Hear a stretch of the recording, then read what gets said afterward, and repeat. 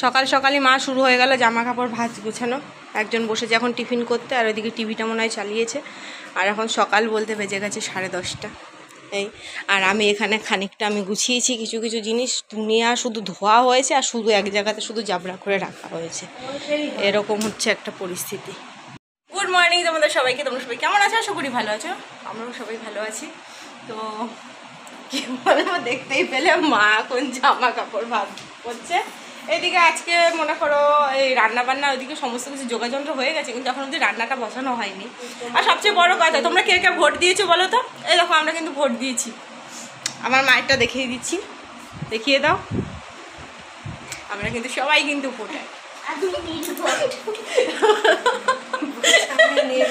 ও বলছে আমি কবে দিতে পারবো এই ভোটটা, বলছে আমি এখন নির্ভোট হয়ে আছি, আমি কবে দিতে পারবো, সেরকম একটা ওর পরিস্থিতি। কালকে আমরা যখন ভোট দিতে গিয়েছি ও তো রীতিমতো না আমিও যাবো আমাকে একটু একটা এমনি করে দাও, ওই করে দাও, এই দাও ওই দাও, চলো আমাকে ভিতরে বলে এই করে দাও।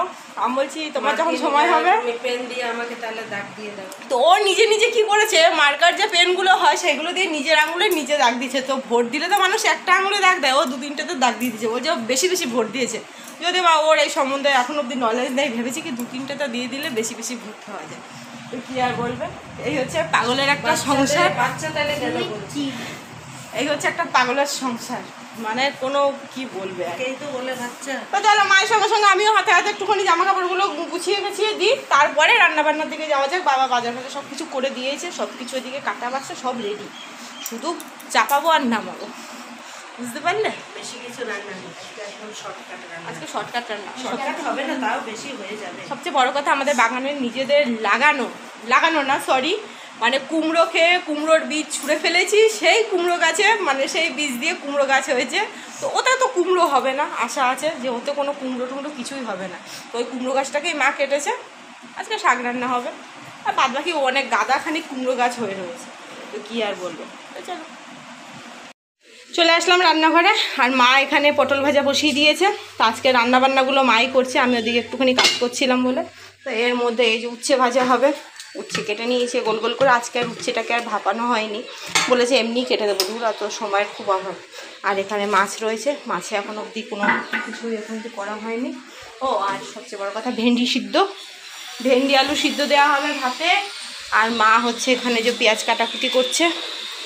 আর আমাদের বাজার থেকে এই যে কী এনেছিল আজকে, এই ফুলকপি এনেছিল, আর হচ্ছে ভেন্ডি এনেছিল, কুমড়ো এনেছিল, মাছ। আর এই যে কুমড়ো শাকটা, এটা তো আমাদের ঘরেরই, এটা কাটাকুটি হয়ে গেছে। মা দিকে রান্নাবান্না করুক, আর ভাতে আলু সিদ্ধ দেবে, ভেন্ডির সাথে সাথে আলু সিদ্ধ। আর আমার হচ্ছে এইদিকে দেখো আমি কী কাজ নিয়ে বসেছি, সেরকম খুব একটা মহৎ কাজ না। এখানে তো ভাতটা বসানো রয়েছে।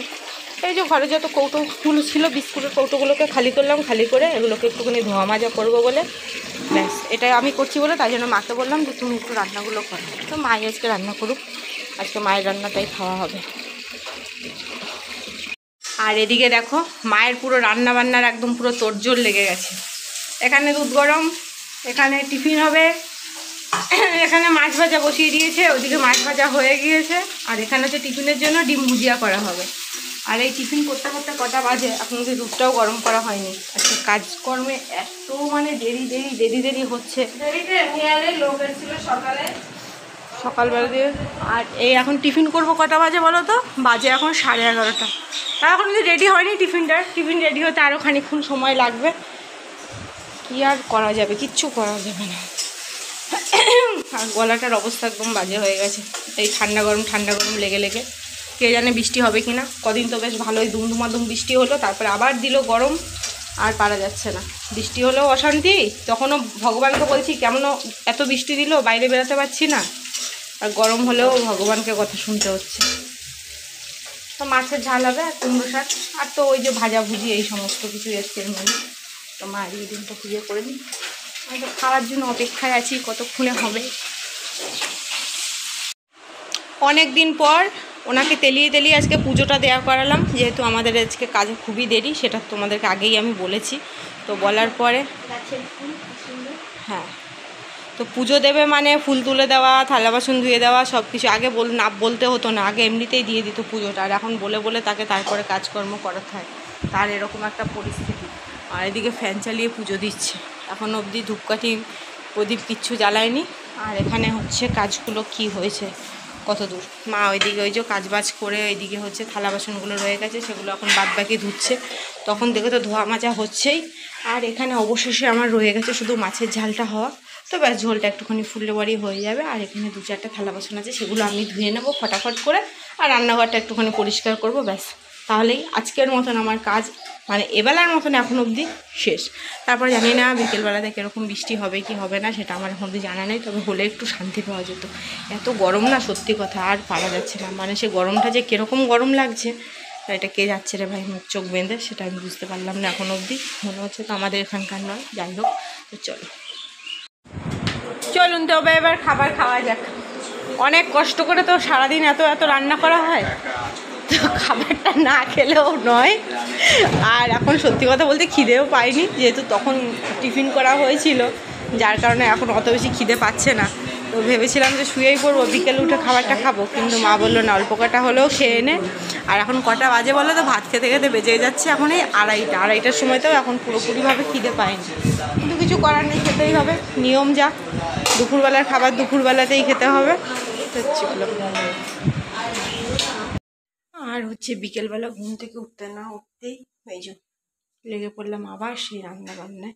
রান্না বলা ভুল হবে, বসিয়ে দিয়েছি টিফিনটা। তো ওই যে চাউমিন বানাবো বলে চাউমিন নিয়ে নিয়েছি, আর সিম্পলি ডিম দিয়ে, আর হচ্ছে যে পেঁয়াজ লঙ্কা, এই আলু আর লঙ্কাটা এখানে কাটা রয়েছে, পেঁয়াজটা ওখানে রয়েছে, এখন অবধি কাটা হয়নি। তো ভাবলাম যে তাড়াতাড়ি বানানো হয়ে গেল না, টিফিনটাও তাড়াতাড়ি বেশ করা যাবে। তারপর এক জায়গাতে যাওয়ারও আছে, আর আরেকজন আমার পড়তেও গেছে। তো এই সব কিছু মিলিয়ে সে আজকে তার ইচ্ছে ছিল, সোনু বললো যে না, সে গত সপ্তাহে একবার চাউমিন খেয়েছি, মাঝে আর একদিনও চাউমিন করা হয়নি, তাই জন্য চাউমিনটা বিশেষ করে বানানো। এদিকে তো চাউমিনটা জলটা গরম হোক, আর এর মধ্যে একটু হালকা একটু নুন আর একটু মানে সাদা তেল দিয়ে দিয়েছি যাতে না চিপকে যায়। আর এদিকে বেশ একটু একটু মেঘ করে আসছে। টিফিনটা তাড়াতাড়ি হয়ে গেলে কি রান্নাঘরটা পুরোপুরি পরিষ্কার হয়ে যাবে। পরিষ্কার করা হয়ে যাওয়া মানে আমার একটু ঝামেলাটা শেষ হবে, এটাই। আর বাদ বাকি আর কিছুই না। চলো ফটাফট বানিয়ে নিই। আর এখানে আমার চাউমিনটা হয়েও গেছে। দেখো সিম্পল করে চাউমিন বানালেও বেশ ভালোই লাগে। আজকে তো আর কিছু সেরকম ছিল না, শুধু আলু আর ডিম দিয়েই বানানো হয়েছে। আর কালারটাও বেশ ভালো লাগে, তার মধ্যে দিয়ে দিয়েছিলাম লাল লাল লঙ্কাগুলো। তো সাদার মধ্যে যখন লাল লঙ্কাগুলো দেখা যাচ্ছে না, তবে দেখতে বেশ ভালোই লাগছে। তাই হোক, টিফিনের টেনশনটা কমে গেল। এবার যাই, এবার বাইরে গিয়ে যত কাজবাজগুলো রয়েছে, তো মায়ের থালা বাসনটা ধোয়া হয়ে গেছে, এবার দেখতে হবে বাদ বাকি গাছগুলো না যদি একটু জল দেওয়ার হয় তো একটু জল টল দিয়ে। আর তার আগে সবচেয়ে আগে দরকার গ্যাস বন্ধ, আর জানলাটাকে সবার আগে বন্ধ করতে হবে, তা না হলে মশাতে আর মানে থাকা যাবে না। তো এই হচ্ছে একটা অবস্থা। তো এ বন্ধ হয়ে গেছে, ঠান্ডা হোক, এখনই ঢাকা দিয়ে কোনো দরকার নেই। তেলের বোতলটা নিয়ে নিই, আর এইদিকে দরজাটাকেও বন্ধ করে দিলাম, কেন মশা মানে এক ফোঁটা সুযোগ মানে ওরা ছাড়বে না। আর এই করতে করতে দেখো এখন বেজে গেছে 5:45। একটু গাছগুলো না জল দিয়ে তাড়াতাড়ি করে রেডি হয়ে আবার ওকে আনতে যেতে হবে। তো চলো ফটাফট। দেখি মা কোন দিকে গেল। মা এখানে বসে আছে, আমি এদিকে চাউমিন বানাচ্ছিলাম বলে মা এদিকে গরমে বসে আছে। মা এদিকে বাইরে বাদ বাকি কাজগুলো করলো, এদিকে ধোয়া কাচা যে কটুকুনি ছিল সেগুলো করে টোরে বসে এখন রেস্ট নিচ্ছে। চলো। আর এই যে আমি ওকে নিয়ে এবার বাড়ি চললাম। আর ওইদিকে একটা কোনো মেশিন চলছিল, হয়তো টাইলস মার্বেলের, তো একটা কিছু শোনা যাচ্ছিল না। তো তাই জন্য এবার এই যে চললাম আবার বাড়ি। তো আজকের মতন আমার ভিডিওটা এখানেই আমি শেষ করলাম। দেখাবো নতুন আরেকটা ভিডিও।